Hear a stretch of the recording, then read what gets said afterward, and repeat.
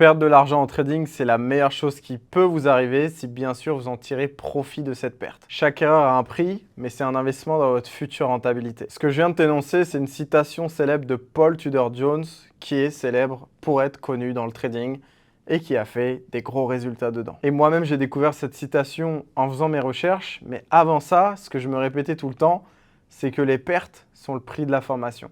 Tant que tu ne comprends pas pourquoi tu perds, quels sont les éléments qui ont causé cette perte, tu vas continuer à perdre et tu vas continuer tout simplement à être la vache à lait des marchés. Parce que quand toi tu perds parce que tu fais des erreurs, un autre gagne parce qu'il a compris de ses erreurs. Encore une fois, pour ceux qui viennent d'arriver sur cette vidéo, vous ne devez pas commencer ici, mais au cours 1. Cette vidéo touche à la psychologie, on couvre le sujet de l'acceptation de la perte. On va pas parler d'analyse technique, voilà pourquoi c'est centré sur moi-même et pas sur les écrans. Et le concept reste toujours le même, on alterne entre une vidéo technique et une vidéo psychologie. Maintenant, la question qu'on se pose tous, c'est comment vraiment accepter une perte. Parce que les pertes, tu peux essayer de t'enfuir, mais ça va être ta réalité de tous les jours. Il va y avoir des pertes aujourd'hui, demain, hier, après-demain, dans 6 mois, dans 12 mois. Tant que tu décides de continuer d'avancer dans le trading, il faut que tu sois familier avec le mot perte. Comme j'aimerais bien te dire, bienvenue dans le métier. Et la perte, il ne faut pas toujours la connoter de manière négative. En tout cas, ce n'est pas ce que je vous conseille. Imagine que toi, tu es là et que la perte est là. Tout le temps, à chaque fois que tu prends une opération, vu que tu as une probabilité d'1 sur 2, elle te suit. Le plus important, c'est pas de la fuir, parce qu'à un moment, elle va réussir à te toucher. Et forcément, tu vas perdre de l'argent. Mais ce qui compte à ce moment-là, c'est pas que tu as perdu, parce que ce que tu as perdu, c'est un fait. C'est surtout comment est-ce que tu vas réagir face à cette perte-là. Quand tu perds en trading, c'est la matière que tu as décidé de travailler. Prends l'exemple d'un boulanger aujourd'hui. Aujourd'hui, sa matière, c'est la farine. Il arrive certaines fois où il fait d'excellents pains, et il arrive certaines fois où cette même farine foire totalement le pain qu'il doit délivrer. Du coup, le pain est de mauvaise qualité. À part du principe que le trading, c'est la même chose. Dans ta farine globale, c'est-à-dire dans ton trading de tous les jours, il y aura des bons trades et il y aura des mauvaises opérations. Les mauvaises opérations vont te coûter des pertes, c'est-à-dire vont te faire perdre de l'argent, et les bonnes opérations vont te faire gagner de l'argent. Encore une fois, se marteler la chose suivante, chaque trade est une probabilité, pas une garantie de gain. Quand tu comprends ça, tu comprends qu'une perte, c'est pas forcément une affaire personnelle, mais c'est juste que tu fais partie d'un jeu de probabilités, et cette fois-ci, la probabilité que tu gagnes est tout simplement mise à l'eau. Et la perte a gagné le dessus. Le boulanger dont je te parlais précédemment, quand sa farine n'est pas bonne, quand son pain n'est pas bon, il est prêt à accepter la perte de temps qu'il a mis. Il est prêt également à associer cette perte-là à de la perte financière. C'est pareil dans le trading. Le mot trade veut dire commerce en français. Donc à partir du moment où on décide de commercer sur les marchés financiers, de négocier, on prend également la responsabilité de la perte. Et quand vous perdez et que ça vous met hors de vous, parce que je pense déjà à vous qui êtes hystérique devant votre écran, nanana, fais en sorte que le cours monte, fais en sorte que le cours descend, vas-y baisse, vas-y monte. Et bah quand le trading vous domine, au lieu de vous dominer le trading par vos émotions et par votre maîtrise et votre contrôle, c'est qu'honnêtement de vous à moi, vous êtes en train de faire de la merde. La personne qui a perdu même 100 fois et qui a compris pourquoi est-ce qu'elle avait perdu à chaque fois, est pour moi beaucoup plus avancée dans le trading, plus intelligente qu'une personne qui a perdu, mais qui n'a pas absorbé mentalement et n'a pas compris pourquoi est-ce qu'elle a perdu. Et tant que tu ne comprends pas, tu vas répéter ce cycle de perte.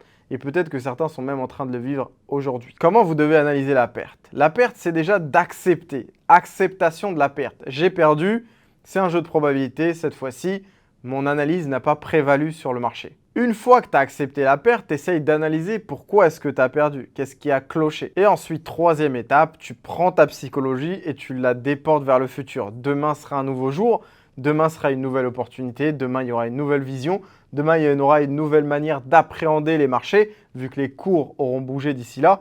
Et c'est la vie. Chaque jour sur le marché, tu auras des configurations différentes. À certains moments, tu auras des risques-reward de 1 pour 1. Et ça va être la merde. Tu auras juste à patienter, observer et attendre des meilleurs setups. Et d'autres fois, tu auras 3 setups qui s'alignent dans la même session et tu seras sûrement content parce que tu auras fait des milliers d'euros. Quand on décide d'opter pour le trading, on décide de recommencer tous les jours avec l'humilité du jour numéro 1, c'est-à-dire de ne rien savoir et de savoir que le marché a toujours raison. À votre avis, après 8 ans sur le marché, qu'est-ce qui m'a le plus aidé? Mes gains ou mes pertes? Eh bien, je peux vous dire qu'aujourd'hui, mes plus belles leçons viennent de mes plus grosses pertes. Il y a encore quelques mois de ça, je perdais à peu près 800 000 € sur la hausse de l'or. Et c'est la vie. J'ai juste accepté la perte et je suis passé après. Si j'ai réussi à extraire des millions des marchés financiers, eh bien 800 000, je suis prêt à redonner au marché ce que j'ai perdu. C'était une position swing, j'étais pas dans le bon sens, je ne pouvais pas tenir cette position parce que je devais me dégager de la marge. Et j'ai fini par tout simplement clôturer mes positions une à une en perte et passer à autre chose. Légère interruption pour te parler quand même de quelque chose de très important. J'espère que déjà cette série te plaît et surtout tu es allé jusqu'au bout et surtout ça t'aide à t'améliorer de jour en jour, épisode après épisode. Et également que tu es prêt à aller plus loin parce que je t'ai réservé 2 cadeaux qui sont actuellement en description. Le premier lien te donne accès à ma communauté privée où je partage chaque jour de la valeur sur le trading. Le second, c'est ma newsletter gratuite où je partage également des contenus qui sont exclusifs et certaines informations qui t'aident à t'améliorer. Profites-en, c'est 100% gratuit et je te laisse continuer le fil de cette vidéo. À bientôt. Mes pertes m'ont finalement bâti en tant que trader et mes futures pertes de demain vont bâtir le trader de demain que je serai. Prenez l'exemple par exemple des comptes grillés quand je commençais au début, vu que c'est plus ce qui va vous parler à l'heure actuelle. Eh bien, ils sont encore dans mon cerveau, dans les annales de mon cerveau. Ils m'ont permis d'évoluer, de m'améliorer, de perfectionner et de ne pas reproduire. Ces pertes-là, elles n'étaient pas pour rien. Et si on prend aujourd'hui un autre exemple, estimez par exemple que vous allez parler à des femmes dans la rue, vous ne savez pas qui est qui, vous décidez juste de récupérer un maximum de téléphones pour tester vos techniques de séduction ou quoi que ce soit. Bah, ce que je vous invite à faire, ce n'est pas de se demander combien de oui tu auras, mais se dire combien de non tu auras. Parce que plus tu multiplies les non, plus tu te rapproches du oui. Quelqu'un ne peut pas avoir 1000 non de suite. Par contre, il peut avoir 100 non et 40 oui. Et la seule chose qu'il va décider de rappeler dans son cerveau, c'est qu'il a eu 40 oui. Donc sur les marchés financiers, au début, c'est pareil. Peut-être que sur ton compte démo, tu vas enchaîner perte, et puis perte, et puis perte, et puis perte. Et ensuite, tu auras un gain. Et peut-être que sur ton compte réel, après des mois et des essais en démo, tu vas peut-être connaître un gain, une perte, perte, perte, gain, gain, gain. Et c'est la vie. Lorsque vous avez une perte et que celle-ci est intériorisée et comprise, vous allez pouvoir mieux vous construire. Et si les non rapprochent des oui, les pertes vous rapprochent des gains. Aujourd'hui, la perte, vous devez la voir comme une opportunité de progrès, une opportunité de devenir meilleur. Mais si cette même perte, elle toque même dans les plus gros fonds d'investissement, dans les plus grosses banques, et parfois, vous voyez des traders perdre des milliards, etc., c'est que c'est pas toi qu'elle va oublier. Forcément, un jour, elle va toquer à ta porte, et plus régulièrement que prévu d'ailleurs. Le marché, c'est pas le monde des Télétobbies. C'est une arène très difficile dans laquelle les plus gros opèrent. Et c'est pour ça que moi, dans ce cursus-là, j'ai envie de te former à avoir cette mentalité pour entrer dans l'arène et comprendre les règles du jeu. Ne devenez pas un monstre, par exemple, après une perte. Ne soyez pas dans le revenge trading, le fait de prendre une position supplémentaire pour essayer de contrecarrer la perte que vous venez d'encaisser. Le trading, c'est un métier légèrement différent des autres. Pourquoi? Parce que cette fois-ci, au lieu de travailler avec son temps, on travaille avec de l'argent. Et l'argent, quoi qu'on veuille, il fluctue de la même manière que les cours. Donc ça, forcément, ça a un impact psychologique sur toi. Par exemple, pense quand tu vas t'endormir avec une perte. Ça t'arrive de faire peut-être des nuits blanches, ça m'arrive encore aujourd'hui, moi, c'est pour ça que je préfère clôturer la plupart de mes positions le soir. Peut-être qu'aujourd'hui, ça m'impacte moins que dans le passé, mais l'impact reste là. Maintenant, je tiens quand même à parler du compte démo, parce qu'il y a des choses qui diffèrent. Aujourd'hui, quand tu utilises un compte fictif, par exemple en démo, que tu passes des opérations, etc., la plupart du temps, enfin c'est ce que je trouve et ce que j'ai constaté, tu n'es pas vraiment traversé par des émotions de la même manière que sur le réel. Le réel impacte 50 fois plus que le compte démo. Mais ce n'est pas parce que tu ne connais pas les mêmes émotions et ce n'est pas les mêmes sensations qui traversent ton corps que tu ne dois pas t'entraîner en démo.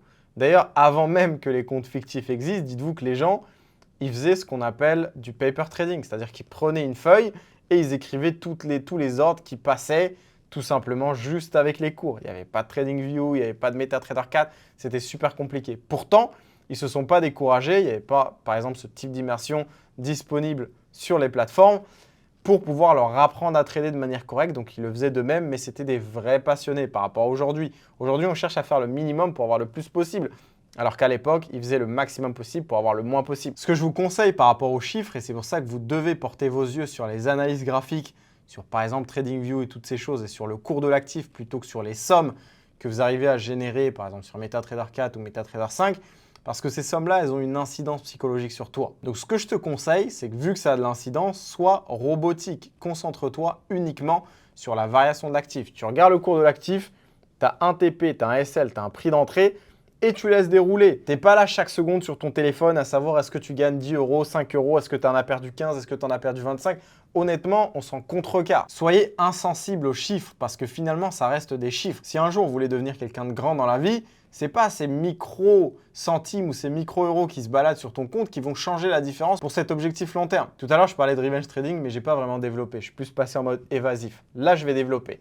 C'est-à-dire que certains traders, après une perte, on va dire qu'ils vont encaisser une perte ou 2 pertes, ils vont prendre une position qui fait 2-3 fois la taille de la position habituelle qu'ils doivent prendre et du coup, ils vont lancer ça sur le marché. Sauf que la plupart du temps, sur le marché, imagine si tu perds cette position de revenge trading, eh ben, c'est un cercle vicieux. Parce qu'au lieu, par exemple, de perdre une limite de 1 à 2% par jour, alors que cette fois-ci, tu te retrouves à perdre 10% de ton compte en 24 heures, et là, crois-moi que ça la fout mal. Donc, au lieu d'avoir le résultat qui consiste à aggraver sa situation, la solution que je vous recommande, c'est de prendre une pause. C'est OK d'échouer, mais c'est juste un échec temporaire. Reprenez-vous, comprenez pourquoi vous avez perdu et revenez le lendemain. Donc à tout prix, c'est très important de se détacher du revenge trading et de ne pas réagir à chaud lorsque vous tradez. Maintenant, on va parler de l'importance de la stabilité émotionnelle. Donc là, on va se donner directement rendez-vous sur mon écran parce que pour moi, c'est important d'expliquer cette notion et c'est notamment la philosophie que j'ai adoptée depuis quelques années dans la vie, déjà au quotidien parce que je me suis fait trahir plus d'une fois, mais ça m'a énormément aidé dans mon trading. Regardez ce que je vais vous montrer. La plupart des gens, donc leur émotion, c'est comme ça. C'est-à-dire que ça va faire des pics. Donc comme un petit peu un électrogramme, ça va aller dans tous les sens. Ils vont être sur des hauts émotionnels, puis sur des bas émotionnels, puis ils vont être euphoriques, etc. Donc ça va un petit peu dans tous les sens. Donc là, à chaque fois que tu es en haut, tu te sens super bien, épanoui, tout va bien dans ta vie, tu te sens super content, etc. Là, ici, ici, ici. Par contre, quand ça va mal, ça va vraiment très, très mal. Donc tu es limite dans un état dépressif, tu remets tout en cause, tu penses que tu es bon à rien, etc. Et c'est vrai que le trading, lorsque tu l'adoptes avec ces montagnes russes émotionnelles, parce qu'il y en a beaucoup, il y en a plus d'un, enfin la majorité d'entre vous, vous réfléchissez comme ça tout simplement, et bien c'est plus compliqué à vivre son trading. Parce que lorsque vous allez avoir des gros gains, vous allez être super content, vous allez penser que vous êtes le ténor du marché, que vous maîtrisez absolument tout et direction les millions. Par contre, lorsque vous allez perdre et avoir des grosses chutes mentales ou par exemple vous allez avoir une série de pertes consécutives, etc., et bien là ça va être un peu plus compliqué. Donc ce que je vous recommande, au lieu de faire l'électrogramme avec vos émotions et que ça soit tout dans un sens ou dans l'autre. Donc, au lieu d'être, comme je vous l'ai montré, sur des pics et des plus bas émotionnels, donc là, comme vous pouvez le voir sur l'électrogramme, moi, personnellement, je vous recommande d'être comme ça, c'est-à-dire d'avoir une stabilité émotionnelle, de ne jamais être trop euphorique, de ne jamais être trop bas et d'être toujours dans une constance. Vous voyez, la plupart des gens me disent « Écoute, Mohamed, toi, tu es trop neutre, tu as l'air trop robotique, etc. » Mais ça m'aide tellement dans mon trading. Pourquoi? Parce que je ne peux pas être trop déçu, mais je ne peux pas être trop euphorique. C'est-à-dire que même si ça m'arrive de faire des mois à 2 millions de profits nets, et bah Mohamed va rester exactement la même chose comme s'il gagnait 10K la journée ou s'il avait tout simplement perdu 500 000 euros sur la semaine. Ça ne change absolument rien à ma vie parce qu'aujourd'hui, je prends le dessus sur mes émotions et ma psychologie. Et vous saviez, avant, je ne me suis jamais dit que j'allais sourire devant une perte et pourtant aujourd'hui, c'est ma réalité. Pourquoi? Parce qu'elle n'affecte plus mon quotidien, elle n'affecte plus mon train de vie, je m'en suis totalement éloigné et pour moi, la perte fait partie de la chandelle, c'est-à-dire que c'est un jeu de probabilité, j'ai perdu, c'est ok, demain je viens et je vais dégommer les marchés. Ce que vous pouvez comprendre que d'autres n'ont pas compris, c'est que lorsque vous allez adopter cet équilibre émotionnel de manière progressive, ça va vraiment vous aider. Et une chose que j'ai compris, qui va plus être de la philosophie du développement personnel, mais on va dire que c'est ça vraiment la psychologie qui aide dans le trading, c'est que j'ai compris que toutes les situations, elles sont neutres et c'est à nous de choisir si elles sont positives pour nous ou négatives pour nous. Donc une perte part du principe que c'est neutre. Maintenant, est-ce que tu vas le prendre du talon négatif ou du talon positif? Quand tu reviens demain, les marchés ne s'enfuient pas, les marchés sont toujours là, ils sont toujours ouverts pour demain, etc. Ça m'arrive personnellement de ne pas trader pendant une semaine entière et je me sens bien, c'est les semaines où je suis tranquille. Mon cerveau est en mode détox, je suis concentré, je suis à l'aise, je ne suis pas stressé par le trading, toutes ces choses. Donc quand tu adoptes le trading dans ta vie, comme par exemple un animal de compagnie, part du principe qu'il y aura du bon et du moins bon. Et si vous arrivez à comprendre cette notion d'acceptation des pertes, ça sera beaucoup plus simple pour vous de tout relativiser et que les choses ne prennent pas une importance trop supérieure à ce qu'ils sont réellement. Et de toute façon, pour pouvoir juger ce que je suis en train de vous dire, vous allez pratiquer, vous allez expérimenter des pertes et vous allez voir comment est-ce que vous réagissez et vous rappellerez sûrement de ce cours. Et si après une perte, tu as un moment très difficile, n'hésite pas à revoir cette vidéo. Quand tu pars, c'est que le marché n'a pas bougé dans ton sens ou que tu n'as pas respecté ton plan. Maintenant, face à ça, sois vraiment un adulte, c'est-à-dire responsabilise-toi. Ne te dis pas « j'ai perdu parce que le marché aujourd'hui il est mauvais ». Ça, on l'entend beaucoup dans le trading. Aujourd'hui, il y a moins de volatilité, il y a eu ça, etc. Mais c'est toi qui as décidé de trader, c'est toi qui as décidé de rentrer en position. Donc si tu as perdu, tu assumes ton SL et tu passes à autre chose. Le trading vous demande de recommencer chaque jour avec humilité. Et si tu t'éloignes de cette humilité et tu crois que tu deviens the mec, the megaman, the chill du trading ou quoi que ce soit, eh ben le marché sera là pour te rappeler que tu as été trop arrogant à ce moment-là. Le marché est là pour te rappeler tes failles si tu deviens trop arrogant. Par exemple, après une perte, ce que tu peux faire, c'est prendre ton journal de trading et te demander légitimement pourquoi est-ce que tu as perdu? Est-ce que ton analyse était bonne? Est-ce que c'est plutôt ton plan ou ton analyse? Est-ce que tu aurais pu faire quelque chose de différent? Une chose à comprendre les gars, et c'est pour ça que la perte a 10 fois plus d'impact que le gain, c'est que lorsqu'on prend des pertes en trading, ça active une région du cerveau qui correspond à la douleur physique. Donc c'est comme si quelqu'un te tabassait. Sauf que là, la seule chose qui t'a tabassé, c'est le marché. Et c'est pour ça que c'est plus difficile à absorber et à accepter, entre guillemets. En tout cas, si jusqu'à là, ça t'a aidé, n'hésite pas à mettre un like pour le référencement de ce bootcamp. Ça aidera également la chaîne à progresser. Le but de cette immersion, c'est de faire partager un maximum de monde. Donc si vous avez un ami de près ou de loin qui s'intéresse au trading, n'hésitez pas à lui partager à partir du cours 1. Aussi, il y a deux dangers qui peuvent apparaître, par exemple, sur la perte en trading. Le premier danger, c'est ce qu'on appelle le biais de disponibilité. Et ça, c'est par exemple accorder trop d'importance à une perte récente sans juger de ce qui est à venir. Aujourd'hui, estime que tu as perdu par exemple 200 € sur une opération et tu ne te soucies plus du futur. Pour toi, ça commence à t'angoisser, ça commence à te toucher. Et là, pour moi, tu dois reprendre le cours et voir comment réagir face à cette perte-là. Le deuxième danger, c'est ce qu'on appelle le biais d'aversion à la perte. C'est par exemple quand tu as une position qui est saignante. Donc une position saignante, comment est-ce que je la vois? C'est comme si tu avais ici, par exemple, ton avant-bras et que quelqu'un venait avec un couteau et qui te le mettait à l'intérieur. Sauf qu'au lieu d'enlever le couteau et de fermer la plaie et tout simplement d'accepter le fait que tu t'es fait poignarder, et bien là, toi, tu es là en train de laisser une position qui court, qui est perdante, qui continue à te faire perdre de l'argent jusqu'à, par exemple, exclure totalement ton compte trading ou te fermer une grosse partie de ton capital. Et ça, c'est très mauvais. Pourquoi c'est mauvais? C'est juste parce que tu n'as pas accepté la perte. Par exemple, tu as déplacé le stop loss, toutes ces choses. Quand tu perds, peu importe la manière, il faut juste admettre et accepter. Et la perte aussi te rappelle une chose, c'est que la gestion d'un bon money management, c'est-à-dire de bien gérer tes lots, ton risque, tes récompenses, etc., c'est super primordial parce que si tu n'as pas ça, tu n'as pas les bâtisses d'un grand trader. Et la gestion des risques, c'est le meilleur bouclier, la meilleure protection contre les grosses pertes. Parce que tu ne peux pas avoir des grosses pertes si tu maîtrises tes risques. Allez, on va dire si tu maîtrises tes risques, maximum, tu auras perdu 3% dans la journée. Et ça va être notamment l'objet du prochain cours. On se dit rendez-vous au prochain épisode. À demain.